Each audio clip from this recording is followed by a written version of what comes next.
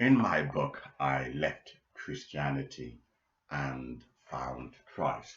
I cover in chapter 24 religion and mental illness in the church. I hope you can see it properly. Okay, I devote a whole chapter to religion and mental illness inside the church. Okay, you can actually get this powerful book on Amazon. I remembered I started when I was in my 20s. I started to enjoy books from Virginia Woolf to Germaine Greer, feminist writers. I don't regard myself to be a feminist, but I do believe that women have the same esteem and equal rights as men. So, Germaine Greer, the Australian feminist, was my pin-up. I used to fancy her when I was younger. I loved her brain. She was so intelligent. In her book, The Female Eunuch, it summed up men and how we sexualize women and things like that. So I fell in love with Germaine Greer's brain, and I sort of became obsessed with women's equal rights in my 20s, which led me down the road to exploring not feminism. Feminism is a total different ballgame altogether, but exploring women's equal rights. However, this journey, if you like, it dovetailed with what I witnessed inside the Christian church.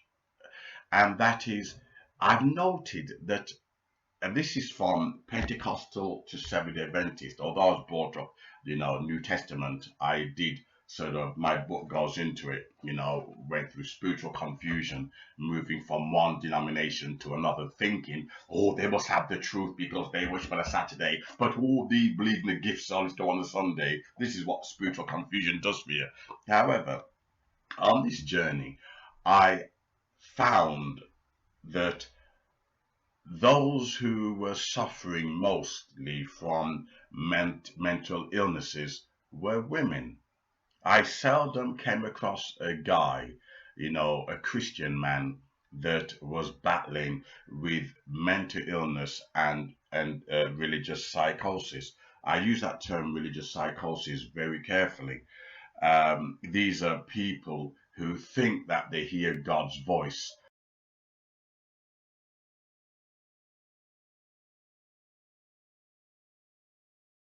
but his voice of condemnation, criticism, you're no good, you're horrible, etc. And this critical voice is actually nothing more than, if you like, male doctrinal abuse, because Eve brought sin into the world. Then this book actually goes into it, the Eve complex. Okay, I should have called it the Eve complex. However, because Eve brought sin into the world, even though she was tempted by a male snake, okay, but she brought sin into the world, then this narrative became, if you like, a weapon for male patriarchs. It justified domestic violence. It justified the subjugation of women because, oh, you brought sin into the world. If you like, it's parallel between, I think it was in 1300s Middle Ages, when the Jews were going through persecution, and even I remembered in the 1980s when I was at school, and the Jews were called Christ killers. So this complex persecution always have some kind of footprint in history. So the Jews were Christ killers, so everybody hated the Jews, etc., blah, blah, blah. Even the Germans, who were riddled in the occult, etc., still didn't mind calling the Jews Christ killers. That became, defamation or slander or swear word. And it's the same thing with the women, because Eve brought, sort of sin into the world. It justified the misogyny and sort of doctrine that men hold dear to and to use as a weapon towards women. And thus, when you as a woman are sitting in church While men are told, you got the grace of God, God loves you, you're special, come and sit by my right hand, you're a male. You're a woman. So first of all, shut her up. In 2 Timothy, well, I wish they take out of context. I dealt with that in my previous videos. Shut her up. Okay? And God's beautiful love, his infinite love, you women, you don't deserve it. Hollywood, with the femme fatale showing even satanic Hollywood picked up on this, Jewish theme, or Hebrew theme of women being the temptress, the Jezebel spirit, etc. And it's caught into Hollywood and how women are portrayed, especially in Betty Davis films. Betty Davis is seen as a wicked and horrible stepmother. And this narrative actually continues how women are seen as temptress of the saintly men. If you look at the history of the Catholic Church, which my book goes into, you will see that men were never saintly, which is why the church is so corrupt. But I want to go back into this theme of the mental illness. Women have this need to eradicate her woman self and become molded not into what God is expected or want, but male prejudice. So she has to be, it comes to Proverbs,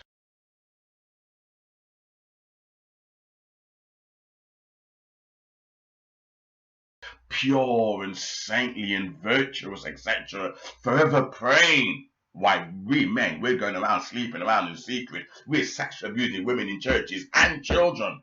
But that's okay. We got God's favor. We didn't bring curse into the world. Eve did. So she has to prove herself.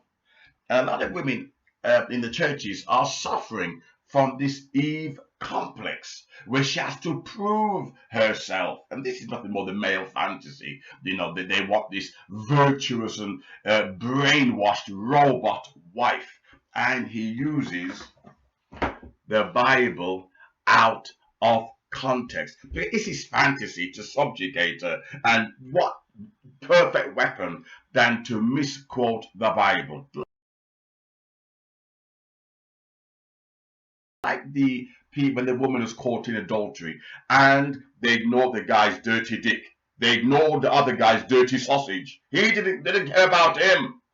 Right, let's just bring the woman. Let's bring her throughout history. They've always abused the woman, which is why Christ, understanding the male patriarch, says, "Let he without sin cast the first stone." And when you look at yourself as a man and your wickedness, you realize you really are no better. We're all in need of God's grace the same way. And the way in which to deal with this narrative of women who are suffering from mental illness. Let me give you an example. These male pastors are aware. They are aware of the complex and how can I put it? It's thought processes that is damaging this woman and also being able to balance faith. And therefore, what they do, they use that and sexually abuse them. Sexual abuse is rampant in Africa with these fake prophets. When they sexually abuse these women and ask them for dirty things that you know full well, these women cannot be in their right minds. They're hearing God's voices and saying, "Oh, yes, do that. He's a man of God." This is what happens when too much religion is saturating your brain and you're going through a self persecution complex. So what do? You think that the male being close to God, the male becomes God, and you as a woman, you should be bowing down to him, and that's where he gets his wicked ways and abuse you.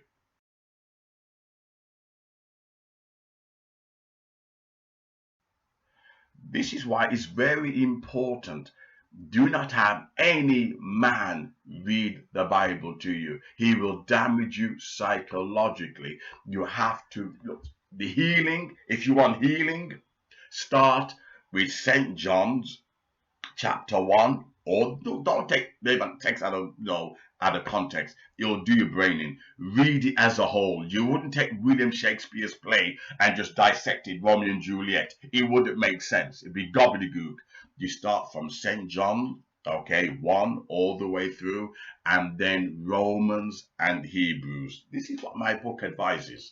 Okay, if you want to heal yourself and free yourself from male sexual abuse and domination, read St. John's, Romans, and Hebrews, and it will give you the power to say, you know something, right? The Bible wasn't written for you or for your benefit. Let me give an example of female abuse. There's, if you ever, I think it was in Africa or Brazil, where this, I hate using the word pastors because they're not pastors, but this fake pastor, okay, got these women queuing up, okay, to give him a blowjob. And what did he say? It was nasty and blasphemous. It tells you he's not a man of God, that his penis contained holy milk.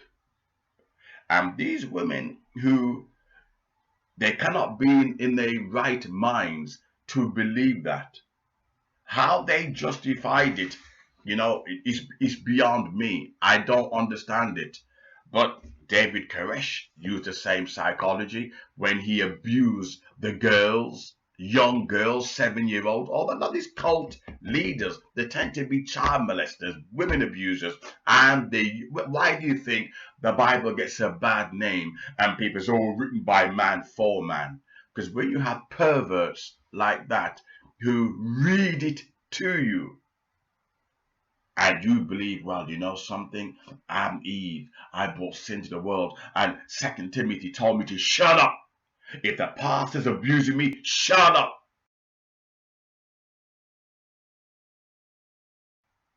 And what happened is you'll be molested. And you're told that you deserve it because you brought sin into the world. And you got to keep this abuse secret. You got to keep it secret. Because why? It's like in Islam, if the imams sexually abuse a woman, the woman, she's the one who gets punished.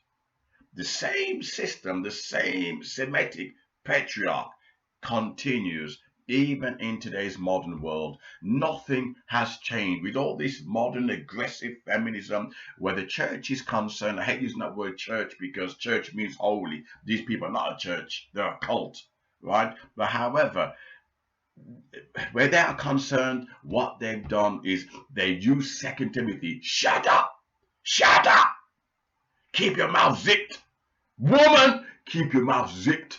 You deserve it. You Eve, you Jezebel. You deserve it.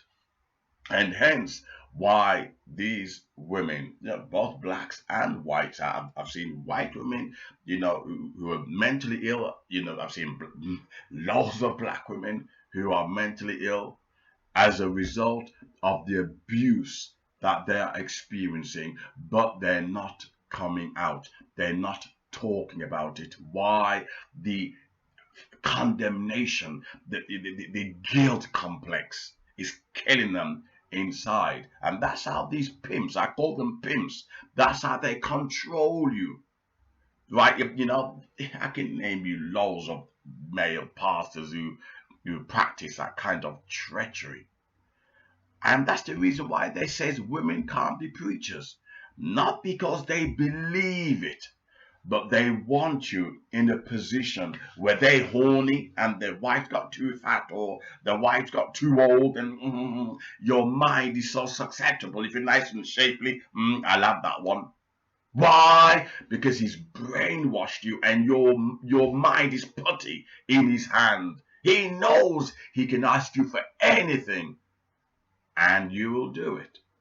This is severe mental illnesses, which is rampant and going on inside the. I've seen it in Seventh Adventist Church, I've seen it in JWs, and it's always the women. And it tells you it's no accident. It is designed to be that way, because it's a cesspool of a sex cult, breeding ground, grooming ground, the number of things that goes on behind the scenes. The Seventh Adventist, for instance, is riddled with child abuse.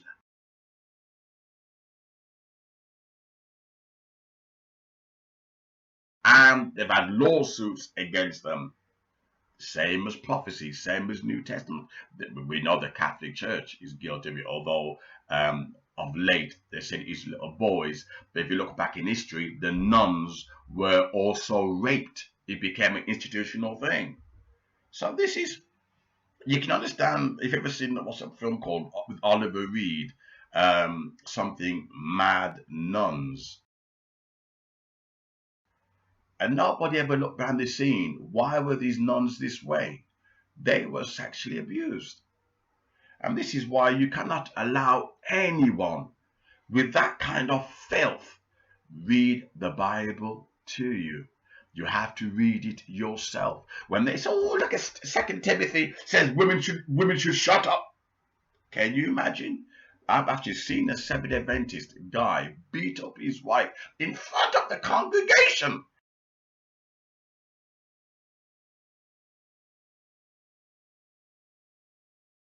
In front of the congregation. Oh, Second Timothy says, "Shut up. A woman should not be arrogant." And he beat her up. And I was wild in those days. I offered him out. I said, "Look, come and fight me." I was wild. If I saw the same thing now, I'd probably do it again. Okay, but I offered him out. I couldn't believe it that the church allowed that kind of abuse to go on in front of the congregation. And brainwashing is so serious that when you have other women witnessing this and they keep their mouth shut. And that's the reason why mental health is a problem. These women are fighting against this Eve complex that she has to somehow be virtuous and holy and right. The man don't have to do it. We men, oh yeah, my wife, she could be perfect, but I'm gonna be looking for a nice juicy vagina. He becomes a walking dick, a walking sausage. He can do whatever he wants. Whee! This is male privilege. No wonder he's not cracking up. No wonder he's not going through mental health issues. Always women.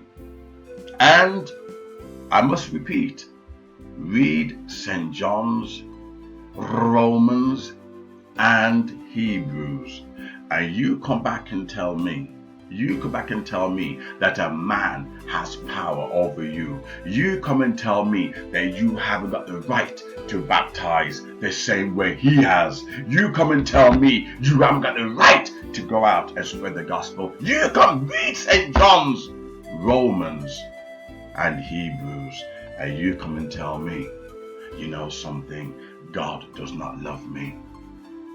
And that's where your problem is. You think that God is condemning you because you are a woman. You think that God does not love you. And that's the reason why you do all these dirty things to these pastors. Why you think that's all you're worth.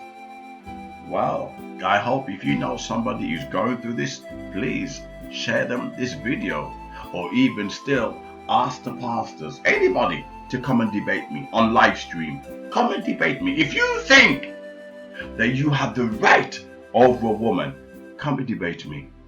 These males are cowards, and they use the Bible as a weapon. They use it as a weapon in order to practice their sexual perversions.